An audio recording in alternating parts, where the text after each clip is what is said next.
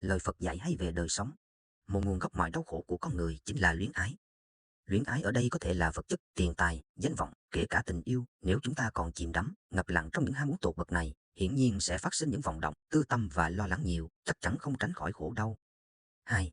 Dứt bỏ nóng giận, diệt trừ tính kiêu căng, không luyến ái vật chất, không còn ham muốn dục vọng, sẽ giải thoát được mọi sự ràng buộc và không bao giờ bị phiền não. Nóng giận sẽ dẫn đến nhiều hệ lụy kể cả trong cuộc sống, công việc, tình yêu. Bớt nóng giận thì tâm mới an yên, làm việc gì cũng thuận buồm xuôi gió, mối quan hệ xung quanh cũng được cải thiện nhiều, bạn ít kẻ thù hơn. Tất nhiên, phiền não là tâm mà ra, kiểm soát được cái tâm của bạn thì phiền não cũng theo đó mà tiêu tan. Khi bạn luyến ái, ham muốn dục vọng mãnh liệt chừng nào thì khó có hạnh phúc chừng ấy. 3. Trong sạch và nhơ bẩn cũng đều tùy thuộc nơi mình. Không ai có thể làm cho người khác trong sạch hay ô nhiễm. Bạn nhìn thấy hoa sen không? Dù sống trong bùn lầy nhơ bẩn, nó vẫn tỏa hương thơm ngát và tràn đầy sức sống.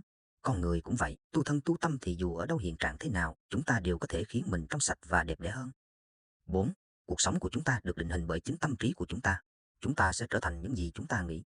Điều này không chỉ đúng đối với lời Phật dạy mà còn đúng đối với khoa học. Chúng ta suy nghĩ như thế nào thì sẽ hút về mình những điều như thế ấy. Bạn suy nghĩ tốt đẹp và tích cực thì cuộc sống, tương lai của bạn sẽ vận hành theo hướng như vậy. 5. Người chinh phục chính mình còn vĩ đại hơn 1.000 lần người chinh phục ngàn người trên chiến trường. Lời dạy này của Phật vô cùng thâm thúy.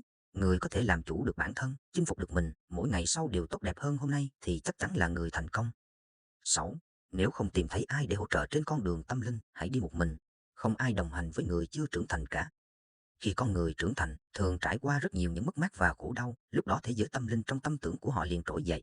Đã bước đi trên con đường này, hãy chọn lấy cho mình một người thầy xứng đáng, nhưng nếu không có, thì hãy bước đi một mình bằng trải nghiệm và cảm thấu, đừng đồng hành cùng với người tu nửa vời, bạn sẽ không tiến mà lùi thôi. 7. Không có nỗi sợ hãi với những ai tâm trí không ngập tràn ham muốn. Quay lại cốt lõi của khổ đau đó chính là ham muốn, nếu tâm trí không có ham muốn quá nhiều thì làm gì còn có sợ hãi. Kẻ ham muốn tiền nhiều sẽ lo được lo mất, sợ hãi dòm ngó của người ngoài, sợ hãi sự thất bại tạm thời, sợ hãi ngày mai sẽ kiếm không được nhiều như hôm nay. Kẻ ham muốn quyền lực sẽ sợ hãi mất đi quyền lực. 8. Nếu có điều gì đáng làm, hãy làm nó bằng tất cả trái tim. Việc gì làm từ trái tim sẽ đến với trái tim. Bạn cho đi mà không tính toán gì thì điều bạn nhận lại cũng như vậy thôi. Có thể hiểu câu này theo nghĩa khác là gây nhân nào thì nhận quả ấy. Người ích kỷ tính toán sẽ nhận lại tương tự, người làm việc hết mình bằng đam mê nhiệt huyết sẽ được bù đắp sau này. 9. Chính bạn phải phấn đấu. Các chư Phật chỉ vạch ra con đường. Dù Phật có từ bi hỷ xã thế nào, cũng sẽ không chở che cho người không hề tu tập và cố gắng. Trong mọi mặt của đời sống, chính bạn phải phấn đấu trước thì các chư Phật mới chỉ vạch ra con đường để bạn tiến lên. Đó là lý do mà bạn càng phấn đấu thì trí tuệ càng minh mẫn và cuộc sống ngày càng nhẹ nhõm an nhiên hơn.